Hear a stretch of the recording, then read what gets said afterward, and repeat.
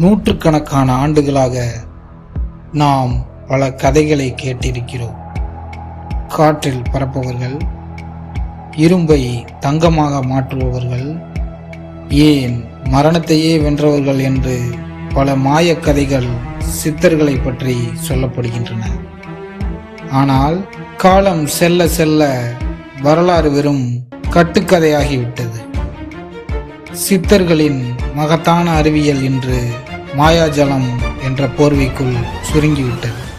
வணக்கம், இது சித்தர்களை தேடி நான் உங்கள் எஸ்கே. இன்று நாம் எந்த மாயக் கதைகளை பற்றியும் பேசப் போவதில்லை. 100% துல்லியமான, மறுக்க முடியாத வரலாற்று உண்மைகளை தேடி பயணிக்கப் போகிறோம். சித்தர்களின் உண்மையான முகத்தை மறைத்திருக்கும் மாயைகளை இன்று நாம் உடைக்கப் போகிறோம்.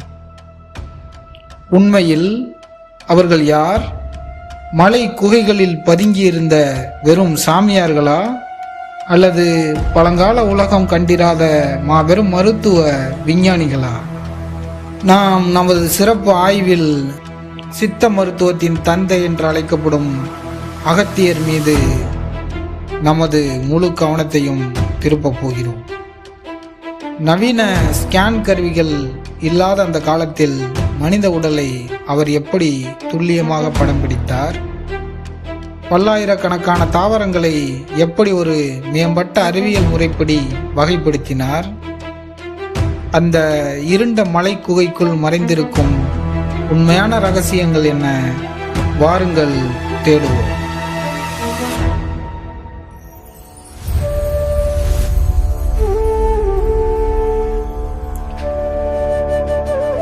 அகத்தியர் என்ற பெயரை கேட்டவுடன் உங்கள் நினைவுக்கு வருவது என்ன? கையில் கமண்டலத்துடன் இருக்கும் ஒரு குள்ளமான தாடியுடன் கூடிய முனிவர் வடிவம்தானே? அது புராணங்கள் நமக்கு காட்டும் முகம்.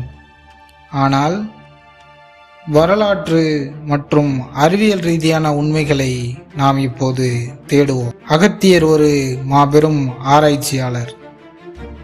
சித்தர் என்ற வார்த்தையே சித்தி என்ற சொல்லில் இருந்து வந்தது.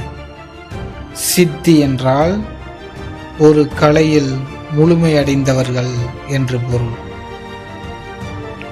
நவீன மருத்துவம் மனிதனின் நரம்பு மண்டலத்தை கண்டுபிடிப்பதற்கு பல ஆயிரம் ஆண்டுகளுக்கு முன்பே மனித உடலில் உள்ள 72,000 நாடிகளை பதிவு செய்தவர் அகத்தியர். அவர் கண்களை மூடி தியானம் மட்டும் செய்யவில்லை, மனித உடலை ஆழமாக கவனித்தார். வாதம், பித்தம், கபம் ஆகிய 3 உயிர் சக்திகளின் ஏற்றத்தாழ்வுகளே நோய்களுக்கு காரணம் என்று கண்டுபிடித்தார். இன்று உலகெங்கும் பேசப்படும் மருத்துவ முறைகள் அனைத்தும் இதனை அடிப்படையாக கொண்டதே.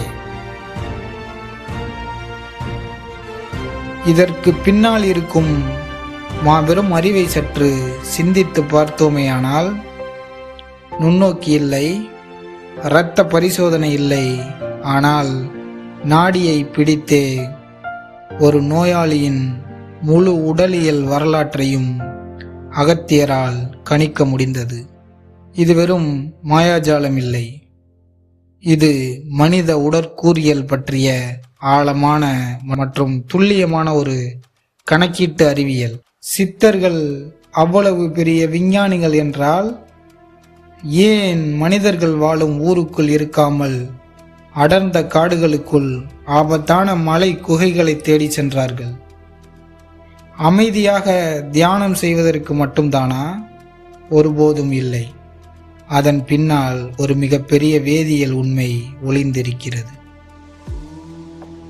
ஒரு குகை என்பது இயற்கையாகவே சீரான தட்பவெப்ப நிலையினை கொண்டது.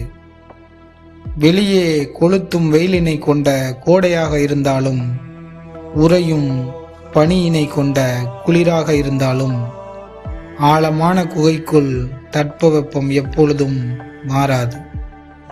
சித்தர்களுக்கு இந்த குகைகள் வெறும் தங்கும் இடமாக அல்லாமல் அதுவே அவர்களின் அதிநவீன ஆய்வகங்களாக இருந்தன.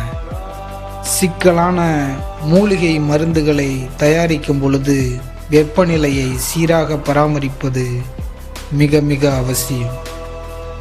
ஒரு சிறிய வெப்ப மாற்றம் கூட ஒரு அரிய மூலிகையின் மருத்துவ குணத்தை அழித்து நஞ்சாக மாற்றிவிடும்.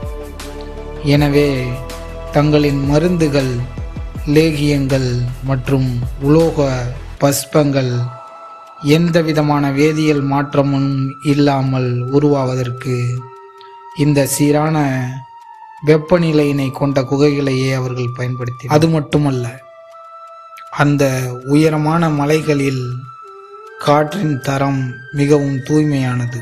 ஆயிரக்கணக்கான மூலிகை சாறு கலந்த ஆக்சிஜனை அவர்கள் சுவாசித்தார்கள். எந்த ஒரு கிருமியும் இல்லாத மாசற்ற சூழல் அது. இந்த இயற்கையான தூய்மையே அவர்கள் நீண்ட காலம் வாழவும் தங்களின் மாபெரும் மருத்துவ சுவடிகளை எழுதி முடிக்கவும் உதவியது. இன்று ஒரு செடியில் இருந்து ஒரு குறிப்பிட்ட ரசாயனத்தை மட்டும் பிரித்தெடுத்து நாம் மாத்திரையாக பயன்படுத்துகிறோம். ஆனால் சித்தர்கள் இயற்கையின் கூட்டு செயல்பாட்டை முழுமையாக புரிந்து வைத்திருந்தனர்.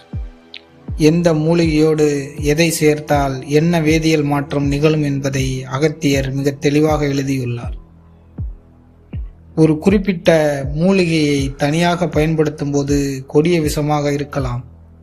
ஆனால் அதை சரியாக சுத்தப்படுத்தி மற்றொரு வேருடன் சேர்க்கும் பொழுது அதுவே உயிர் காக்கும் மருந்தாக மாறும்.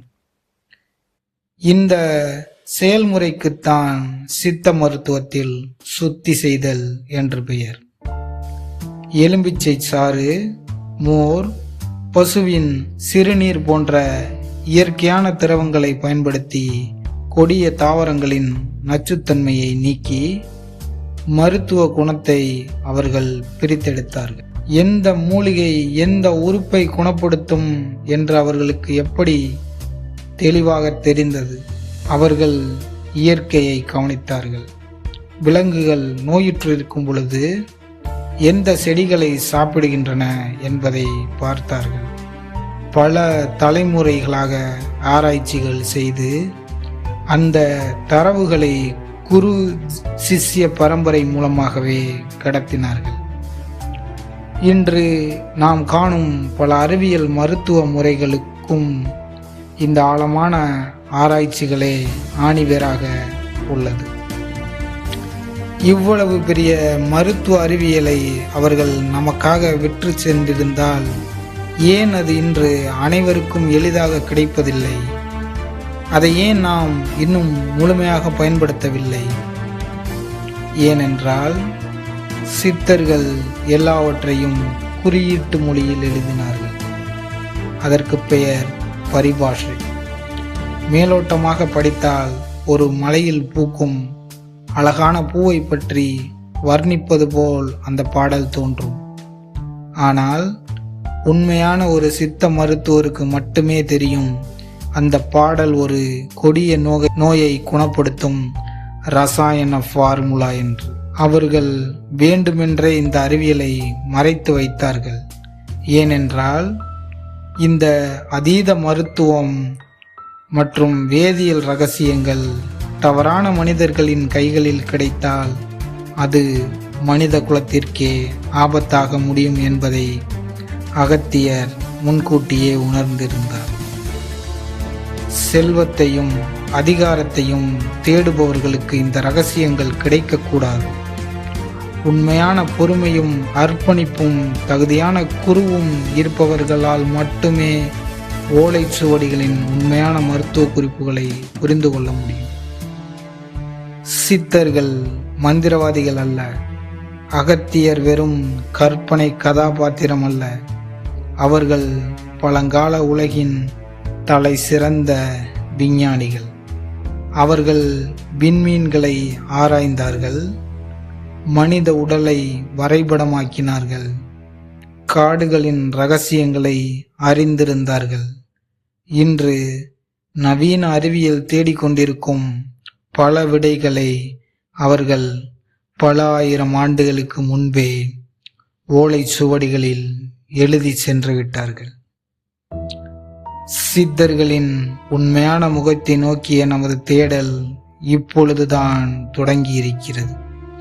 வரவிருக்கும் வீடியோக்களில் அகத்தியரின் குறிப்பிட்ட சில பாடல்களை எடுத்து அதில் மறைந்திருக்கும் சரியான மருத்துவ பார்முலாக்களை நாம் ஆதாரத்தோடு உடைக்கப் போகிறோம். உண்மையை தேடும் இந்த அறிவியல் பூர்வமான பயணத்தில் நீங்களும் இணைய இப்பொழுதே நமது சித்தர்களை தேடி சேனலை சப்ஸ்கிரைப் செய்து பெல் ஐக்கானை கிளிக் செய்யுங்கள். சித்தர்கள் என்றால் மாயாஜாலம் என்று இன்னும் நம்பிக்கொண்டிருக்கும் உங்கள் நண்பர்களுக்கும் இந்த வீடியோவை பகிருங்கள். உங்கள் கருத்துக்களை மறக்காமல் கீழே பதிவிடுங்கள். நன்றி, வணக்கம்.